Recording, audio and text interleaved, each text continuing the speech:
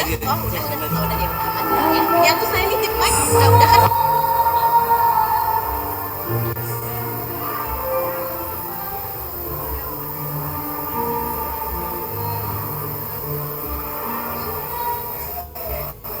Dari depan.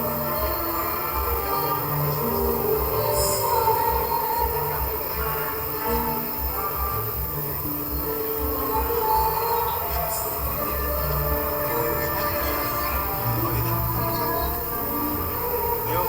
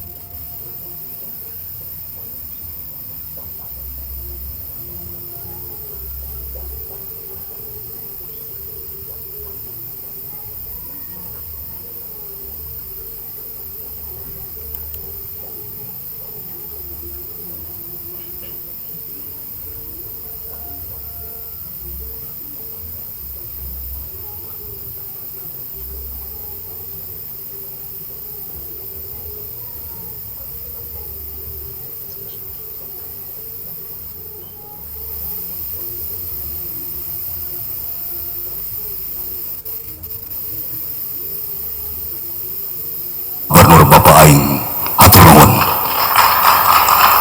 Ketika seorang pemimpin Bung Karno punya slogan jas merah jangan sekali-sekali merupakan sejarah, Bapak aing juga boga ikat bodas. Ingat ketulusan mimpin mual dadas. Jam 7 ditelepon kita ke dia. Terima kasih juga sudah hadir di samping beliau adalah seorang yang sangat menjadi jembatan aspirasi rakyat, yaitu Ketua DPRD Provinsi Jawa Barat, Bapak Buki Wibawa Karya Guna istri muda. Terima kasih. Selanjutnya terima kasih juga selamat datang kami ucapkan kepada Kepala OJK Provinsi Jawa Barat, Bapak Darwisman. Beliau adalah yang sangat enak sekali ya, keju Darwisman.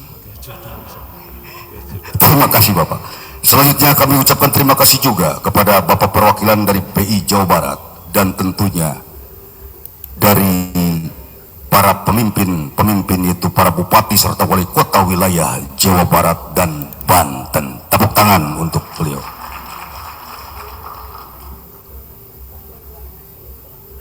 Hadirin yang berbahagia, rapat umum pemegang saham RUPS Bank BJB merupakan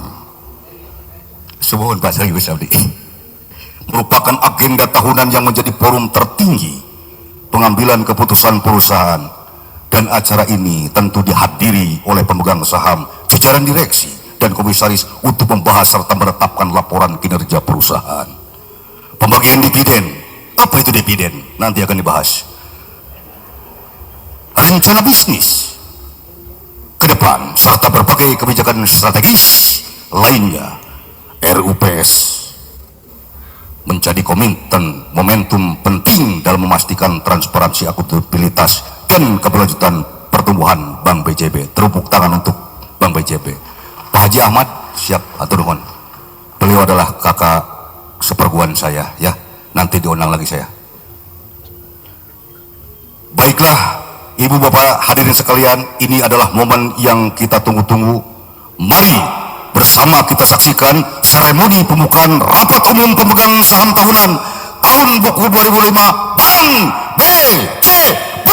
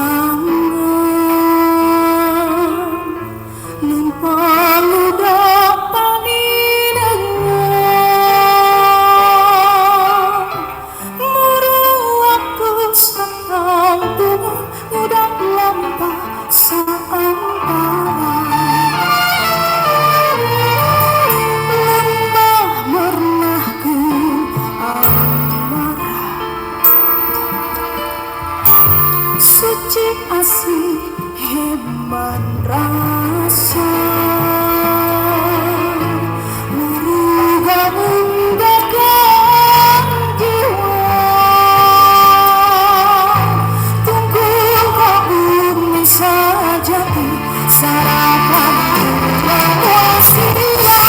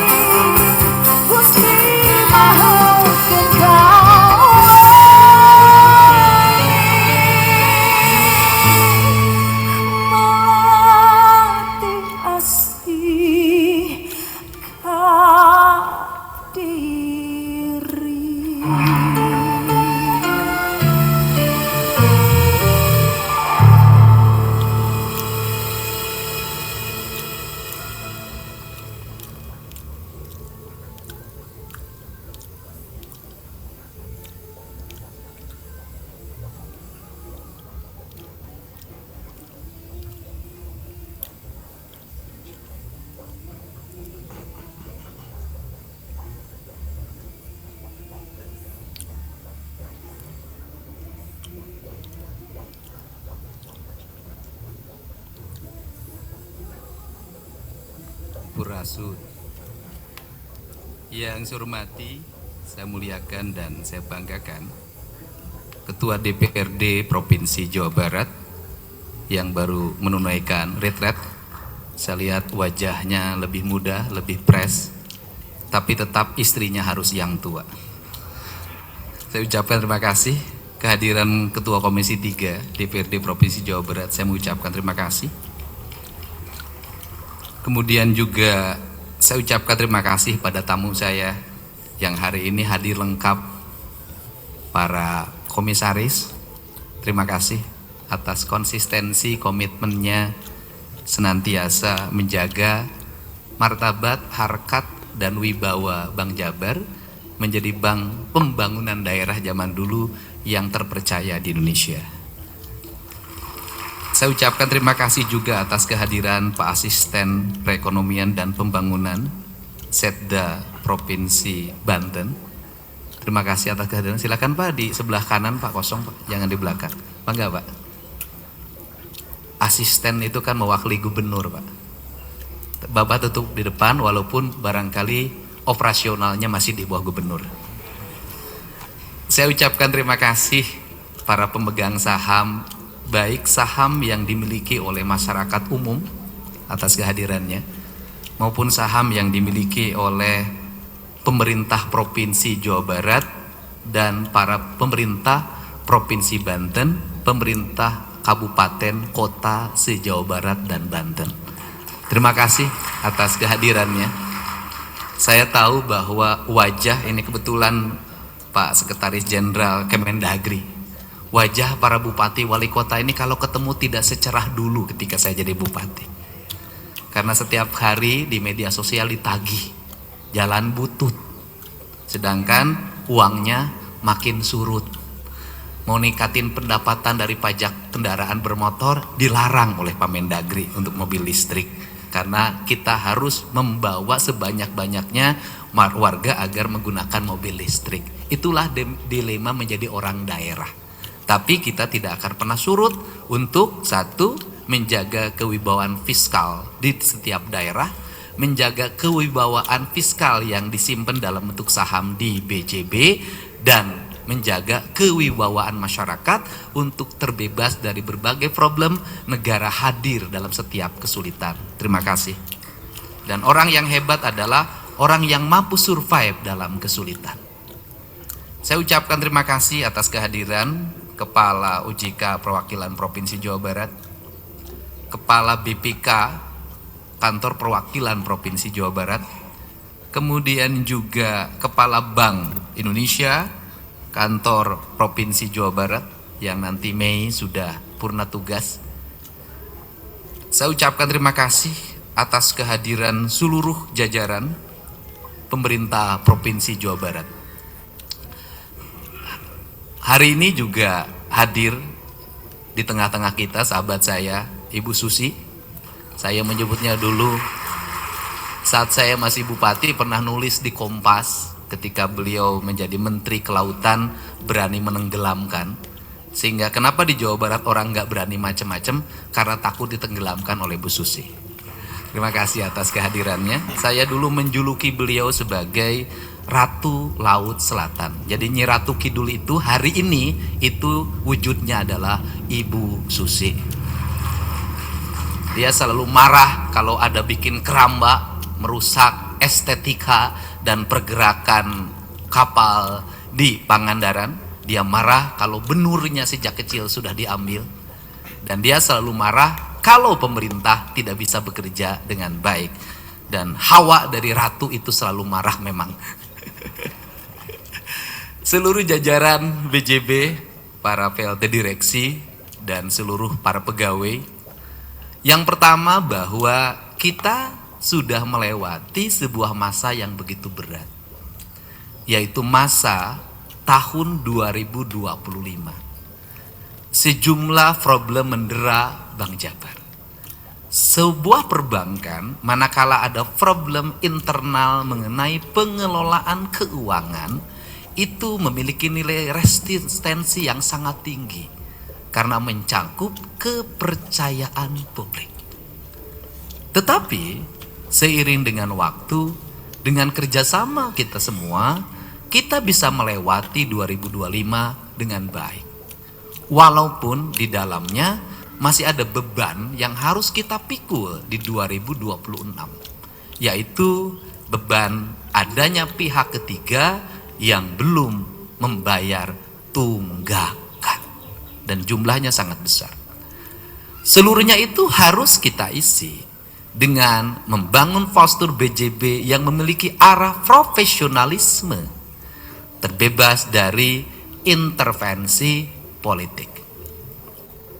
Profesionalisme sebagai pemegang saham terbesar di BJB itu saya tunjukkan.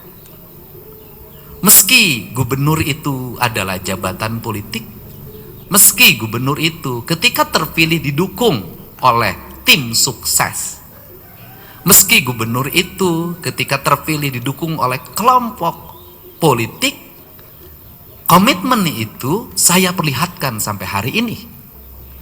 Tidak satupun saya merekomendasikan menjadi anggota komisaris yang berasal dari kalangan lingkaran kekuasaan politik yang saya miliki. Saya cenderung memilih kaum profesional sebagai sikap, karena bagi saya ketika menjadi seorang gubernur maka harus melapaskan diri dari berbagai ikatan politiknya agar dia bersifat independen dalam mengelola keuangannya, dan dalam istilah Sunda disebutnya, tidak berarti ini partai, tecuet kanu hideng teponteng kanu koneng. Artinya apa? Dia kukuh pada pendirian, tidak berpihak pada siapapun kecuali pada kepentingan masyarakat yang lebih luas. Dalam bahasa manajemennya orang Sunda, telanca linci, luncat mulang, udar tina tali gadang. Apa itu artinya? Lanca linci tidak suka memiliki cara berpikir pragmatis, mencari untung sendiri, mencari selamat sendiri, menabrak rangkaian aturan yang itu udar tina tali gadang, yaitu konstitusi dan peraturan lainnya yang mengikat dirinya. Sikap itu juga saya tunjukkan terhadap orientasi untuk tidak memilih jajaran direksi, tidak merekomendasikan jajaran direksi yang berasal dari kekuatan lingkaran politik. Saya lebih merekomendasikan, Pemprov lebih merekomendasikan adalah orang-orang internal BJB yang tidak kenal sebenarnya. Tetapi saya lebih memilih daripada bank dirampok oleh orang lain, saya lebih mempercayai orang dalam yang gampang untuk menegurnya. Itu cara. Kerangka itu harus dipacu dengan serangkaian, ini perlu penjelasan lebih luas. Serangkaian itu ditunjukkan pada saya selalu mengingatkan agar BJB menekan biaya operasional. Tidak membuat kebijakan membengkakkan biaya operasional yang di belakangnya itu adalah tekanan politik. Di belakangnya adalah ancaman politik.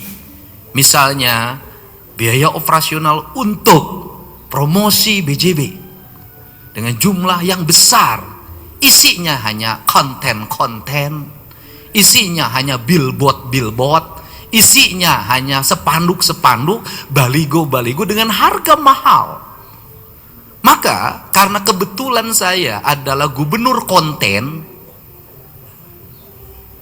dan kebetulan saya gubernur YouTuber, saya merelakan YouTube saya, TikTok saya, IG saya digunakan oleh BJB untuk mempromosikan pekerjaan-pekerjaannya dalam bentuk keberpihakan sosial kepada masyarakat yang melahirkan kepercayaan publik, meskipun dari sisi aspek keuangan konten saya sangat rugi.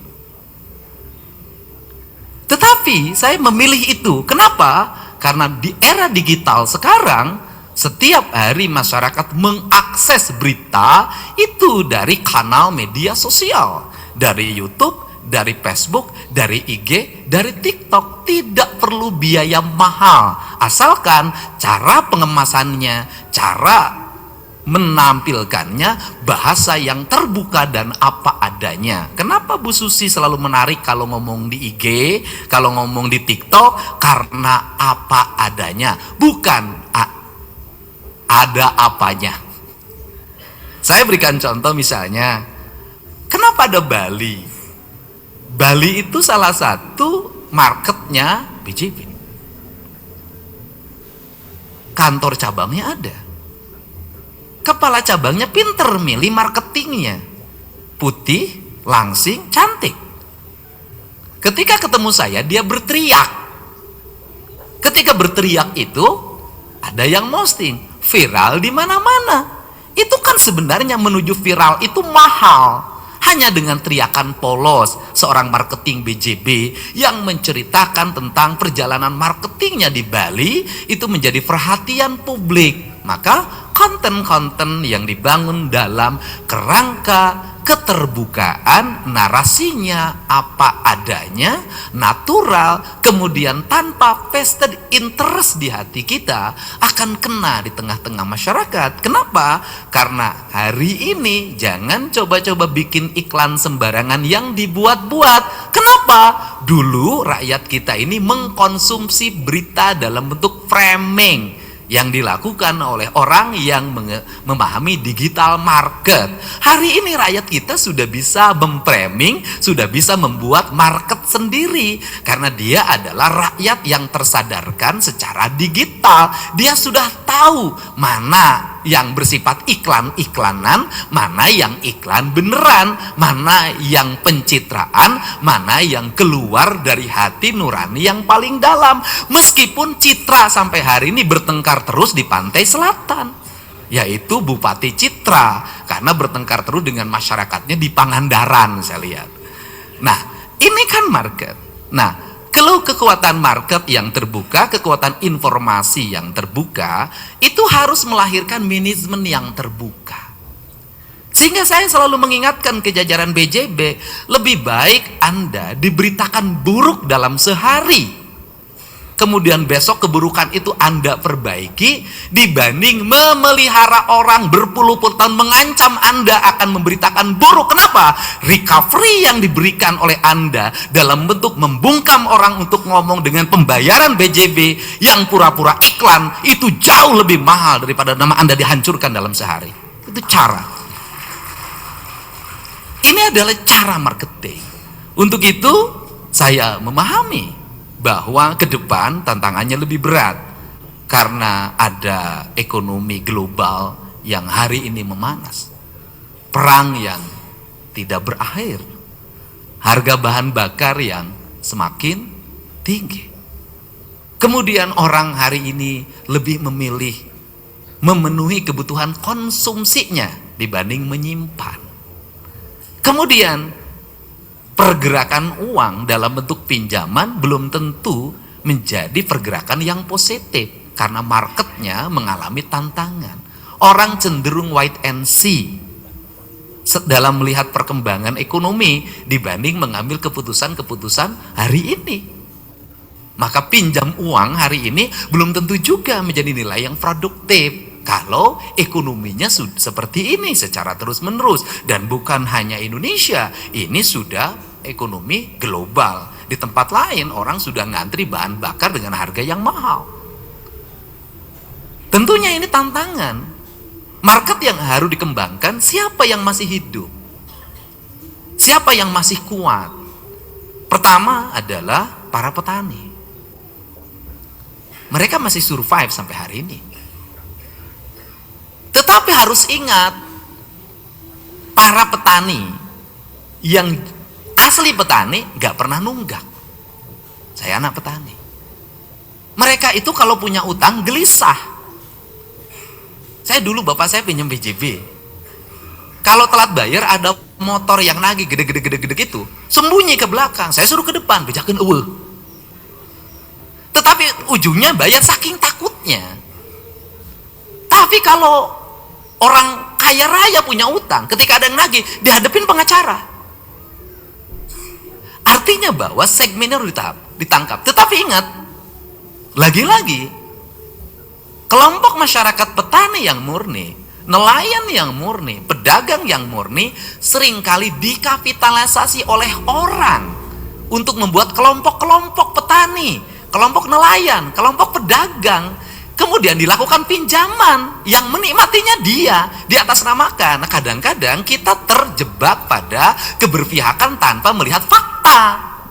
Sehingga calo pinjaman ini menguasai kelompok, punya kelompok 20, masing-masing yang 20 ini kayaknya 40. Diberikannya pada kelompoknya banyak, pada orang petaninya tinggal 3 juta dalam bentuk barang, yang lainnya masuk saku. Setelah itu dia menghilang. Akhirnya ini yang jadi korban karena yang menandatangan akta adalah mereka. Ini hati-hati ke depan nggak boleh terjadi lagi. Yang kedua, keberpihakan UMKM juga harus hati-hati. Ada UMKM yang murni hari ini menjadi korban bank emok, korban bank keliling, korban pinjol yang rata-rata pinjamannya itu kalau bank keliling itu 25%, yang pinjam 1 juta besok harus bayar 200 ribu. Ada yang seperti itu. Tetapi ada juga yang lagi-lagi mengkapitalisasi UMKM, dikelompokkan lagi ketua kelompoknya yang menikmati, sehingga dia menjadi kelompok KUD, ketua untung duluan. Nah ini juga lagi-lagi sering membuat bank-bank macet. Kenapa? Karena dia petualang. Nah, ini kelompok yang kedua, petani nelayan. UMKM juga sama seperti itu. Sehingga sering muncul adalah kadang-kadang mereka itu nanti menikmatinya apa? Ketika negara membuat kebijakan. Karena negara berpihak pada petani, maka pinjaman tani dibebaskan. Karena negara berpihak pada UMKM, maka hutang UMKM di Himbara misalnya dibebaskan. Nah, secara detail kita harus lihat dulu apakah yang meminjam ini UMKM atau ketua kelompoknya. Yang di era Pak Harto juga begitu. Tuh, sampai hari ini. Nah, ini kan harus kehati-hatian. Nah, makanya bank itu sangat hati-hati. Makanya saya dari dulu tidak mau jadi pegawai bank. Kenapa? Tidak bisa berspekulasi kayak politisi, terlalu hati-hati. Makanya orang bank harus pakai hati. Saya kali lagi, orang bank harus pakai hati. Kenapa? Mohon maaf, kepinteran pikiran belum tentu menjadi kecerdasan. Jebolnya bank itu dipimpin oleh orang pintar yang berpengalaman pimpin banknya. Apakah pimpin bank Miun atau bank apa dia pengalaman? Berpengalaman di berbagai bank. Kenapa jebol triliunan? Karena dalam ilmu orang kaya bukan karena pinter. Orang kaya karena punya hati yang bisa baca situasi. Yang disebut dengan gejala atau fenomena. Maka kehati-hatian ini akan melahirkan intuisi. Intuisi itu nanti akan bisa membaca, bahasa orang Sunda, nganjang kapageto. Bisa membaca apa yang akan terjadi. Sehingga dalam wayang itu, dalam filosofinya ada penasehatnya, yaitu Bathara Kresna punya organ lovian. Dia bisa membaca peristiwa yang akan terjadi. Siapa yang bisa membaca peristiwa yang akan terjadi? Digital, hardware dan software saja? Tidak. Kenapa? Bukan hanya itu. Apa itu? Hati kita. Maka hati seorang pengelola bank, seorang pemimpin harus hatinya seorang ibu. Kenapa harus hatinya seorang ibu? Seorang ibu itu mampu merasakan sebuah peristiwa yang dirasakan oleh anaknya. Anaknya ada masalah, ibunya gelisah. Dan seorang ibu itu, saya jelaskan juga ini karena hubungannya dengan bank, akan membaca gejala yang terjadi pada suaminya. Ibu yang punya kecerdasan emosi, serapih apapun suaminya berselingkuh, selalu ketahuan. Ibu yang punya rasa. Begitu juga bank, pemimpin bank, sehebat apapun orang menyembunyikan proposal ajuan kredit, sehebat apapun orang membuat rencana usaha yang dia buat dengan dana konsultan yang mahal, kalau kemudian sedekat apapun orang yang membuat kredit pada BJB karena kedekatan emosi dengan direkturnya, dengan dirutnya, dia akan bisa membaca, kamu bohong, kamu rencananya rampok, kamu rencananya ngemplang, kamu rencananya tidak akan bayar. Dia bisa baca. Sehingga kenapa kaum tradisional mengelola usahanya tidak bangkrut? Banyak orang yang tidak lulus SD punya bisnis yang besar. Banyak orang yang tidak lulus SD punya usaha yang besar. Kenapa? Banyak pedagang di pasar tidak bisa baca tulis. Kenapa dia sukses? Karena dia berusaha menggunakan hati sebagai lentera untuk mengambil keputusannya. Apa problem di negeri ini? Terlalu mengandalkan otak sehingga hatinya tidak bisa membaca. Ini adalah prinsip pengelolaan. Untuk itu saya hari ini juga tegaskan, karena ini perlu keterbukaan. Biasanya orang yang punya kebijakan politik itu merekomendir temannya untuk pinjam. Dan kadang di lingkungan kerjanya sahabatnya menjadi calo. Pinjam 30 miliar, nanti saya 7%. Udah dapat, di rootnya teman saya. Silahkan dicek. Saya tidak pernah merekomendasikan satu orang pun untuk pinjam ke BJB yang itu saya kenal. Saya pribadi pun pinjam ke BJB. Tanda tangan, dipotong biaya operasional tiap bulan. Ini, nah, selanjutnya apa? Selanjutnya pesan saya sebagai gubernur adalah perbaiki manajemen yang lebih baik. Cintailah orang yang setia pada BJB. Siapa yang setia pada BJB? Para pegawai di seluruh wilayah Provinsi Jawa Barat dan Banten. Pegawai di wilayah Jawa Barat dan Banten termasuk 7 keajaiban dunia. Termasuk gubernur dan bupatinya. Apa itu? Ya kan? Ditempatkannya di Lebak, SK-nya di BJB. Tetapi mereka itu adalah para pelanggan tetap dan setia, tidak pernah ngemplang. Kenapa? Langsung dipotong gaji. Kerepotan BJB apa kerepotannya? Kerepotannya adalah mereka top up karena tukinnya naik. Beres top up, dimutasi. Di tempat yang baru tukinnya lebih rendah dibanding tempat yang lama. Nah disitulah BJB akan pusing. Nah nu kudu dipotong, maunya kanjutna nu dipotong. Nah, tapi itu kan kecil banget. Nah, apa yang saya tekankan? Yang saya tekankan begini, Pak. Jangan sampai orang yang setia itu satu, kalau nabung, tabungannya kecil banget dan diblok. Ini harus dibenerin, Pak. Yang kedua, kalau pinjemannya itu bunganya gede padahal bayar. Sedangkan orang tidak setia, pinjem bunganya kecil tidak bayar. Jangan sampai BJB durhaka pada istri pertama demi kepentingan istri kedua dan ketiga. Ingat pada BJB, jangan pernah sakiti istri tua demi istri muda. Karena kata istilah orang Sunda, kapa majikan mate mantak doraka, tapi mantak cilaka. Jadi kalau kemarin ada kecelakaan karena BJB doraka ke istri tua. Tapi ke depan insya Allah saya kawal dan saya sudah ancam. Jangankan punya istri muda, naksir perempuan muda pun dirut akan saya pecat kalau melanggar itu. Harus setia pada istrinya. Anda bisa duduk di sini karena doa istri Anda. Ketika sudah duduk di sini jangan pernah Anda hianati. Dan yang lebih bagus beres RUPS adalah temui istri, pegang kakinya, ceritakan kejahatan yang pernah dilakukan dulu. Mintalah ampun demi kebaikan BJB ke depan. Terima kasih pada para pemegang saham umum, saya ucapkan terima kasih ya atas kesediaan megang saham. Dan saya yakin setelah ini bagi dividen, saya akan mendorong terus BJB untuk kurangi biaya operasional, perbesar dividen agar para pemegang saham menikmatinya. Dan saya juga menyampaikan saham BJB relatif baik. Saya selalu memantaunya kisarannya antara 800-900, selalu baik. Dulu pernah sangat jatuh, hari ini sudah baik. Mudah-mudahan ke depan sampai BJB bisa di angka 2.000, 3.000, 4.000 kan. Keren gitu ya. Saya ucapkan terima kasih. Semoga RUPS hari ini membawa kebaikan, kemajuan, dan kesuksesan buat BJB di masa depan. Wallahu muwaffiq ila aqwamit thoriq. Assalamualaikum warahmatullahi wabarakatuh. Sampurasun. Ingat istri tua, ingat BJB.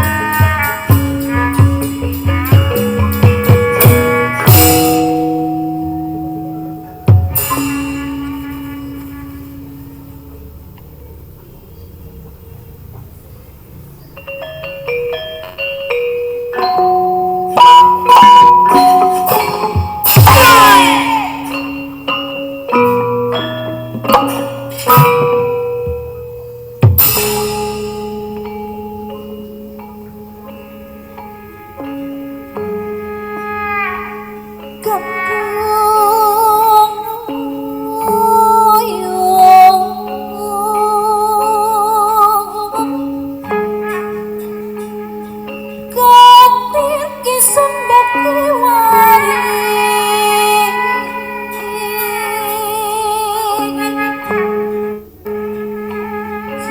susah pupul asa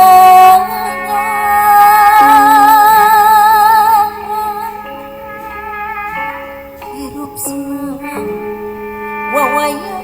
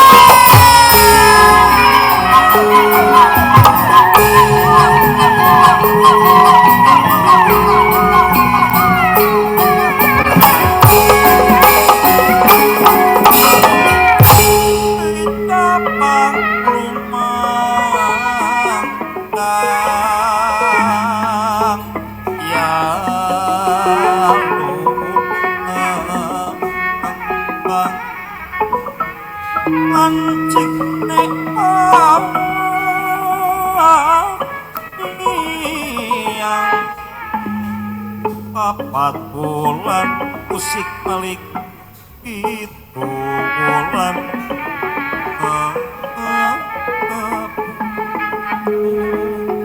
bukan salapan sasi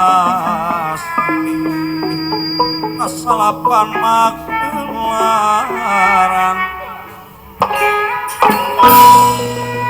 ramah kelangan wana ing puana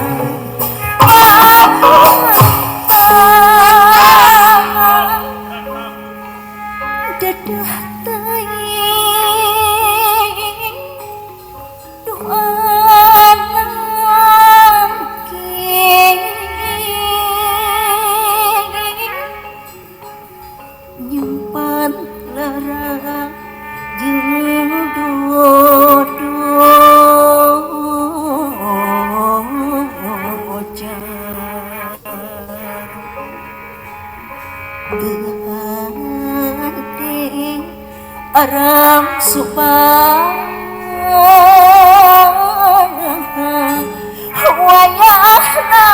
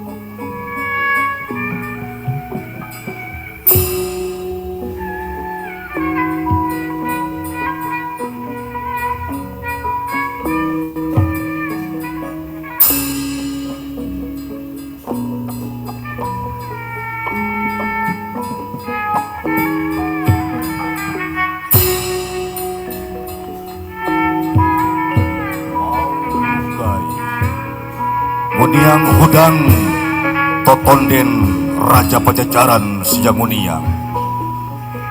Dengan berakhirnya tarian Maung Lugai, maka dilanjutkan ke acara selanjutnya, yaitu acara Munas Murak Nasi disertai dengan Mus Dahar.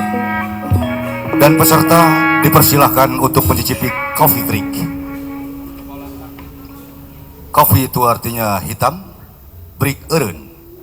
Jadi ngucek cikopi anu hidung. Begitulah Bapak.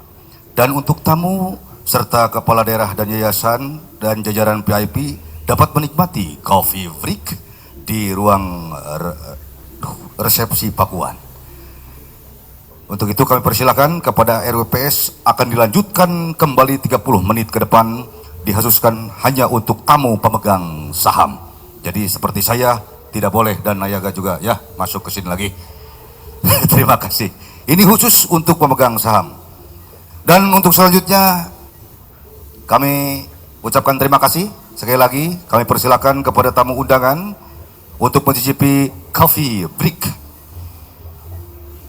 Dan merupakan informasi, mohon maaf, kepada mobil Suzuki Ignis dengan nomor polisi B1815 BMI, mohon berkenan untuk dipindahkan karena parkirnya di atas genteng. Iya, benar. Sekali